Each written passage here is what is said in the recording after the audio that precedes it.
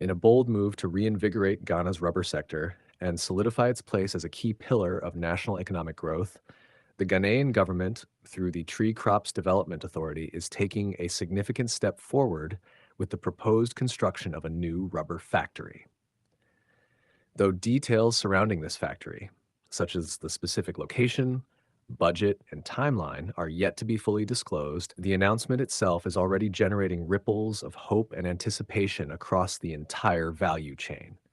The initiative was brought into the public spotlight during a recent stakeholder forum in the Western region, spearheaded by Dr. Osei Okrah, the Chief Executive Officer of the Tree Crops Development Authority.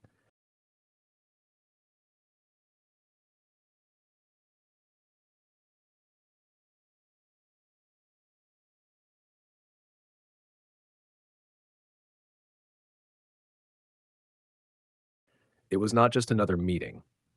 It was a charged atmosphere filled with renewed energy, collective concern, and a shared vision of transforming an industry that holds untapped potential for Ghana's future. The rubber sector in Ghana has long been a sleeping giant, rich in potential but burdened by structural and operational challenges that have hindered its full performance. With rising global demand for rubber and its byproducts, from vehicle tires to medical gloves, Ghana is strategically positioned to become a competitive player on the international stage. But that vision can only be realized through deliberate planning, robust investment, and sustainable policy support. That is why this government-led effort through TCDA couldn't have come at a better time. Dr. Okra's two-day tour across key areas in the Western region served more than just ceremonial purposes.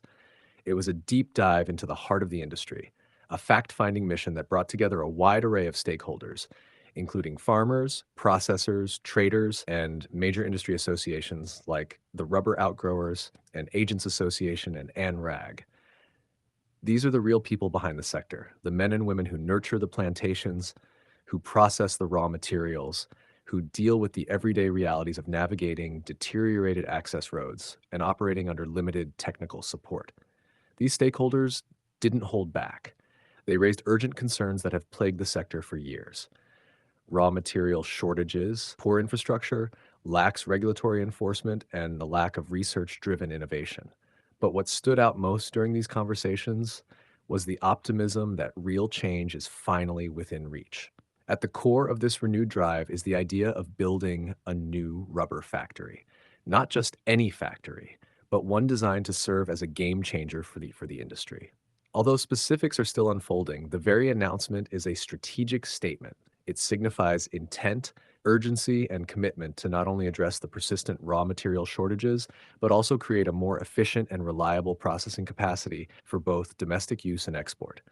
When completed, this facility is expected to act as a catalyst for growth, job creation, and export expansion, boosting investor confidence in the sector and reigniting interest among youth and rural communities to venture into rubber farming and related enterprises. The forum discussions made one thing abundantly clear. Without reliable infrastructure and a streamlined support system, even the most ambitious projects will falter. That's why TCDA's broader strategy to establish regional and zonal offices is so crucial. These offices are not just administrative outposts, they represent a decentralized approach to regulation, monitoring, and technical assistance. It's a boots-on-the-ground method of delivering support where it's needed most, bridging the gap between policy and practice. Imagine a scenario where farmers in remote regions can receive real-time agronomic support, access timely data on market prices, and receive updates on innovations in rubber cultivation. That's the level of integration the government is striving for. And it's the kind of forward thinking that can lift the rubber sector from its current constraints into a new era of productivity. During the tour, Dr. Okrah and his team visited some of the most influential players in the rubber ecosystem. Ghana Rubber Estates Limited, GREL, was a major stop on the itinerary. With two factories operating at a combined capacity of 20 tons per hour and controlling a massive 13,000 hectares of plantation, GREL exemplifies both the sector's potential and its biggest challenge. Despite its vast operations, GREL is grappling with underutilization due to insufficient raw materials. This is exactly the kind of bottleneck the proposed new factory aims to resolve.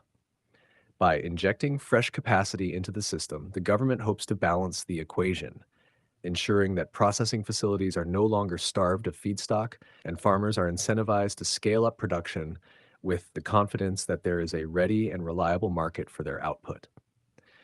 The delegation's journey also brought them to Golden Latex Products Limited, a facility that perfectly illustrates how Ghana's rubber can be turned into high-value medical essentials like gloves, which are in huge demand across the globe.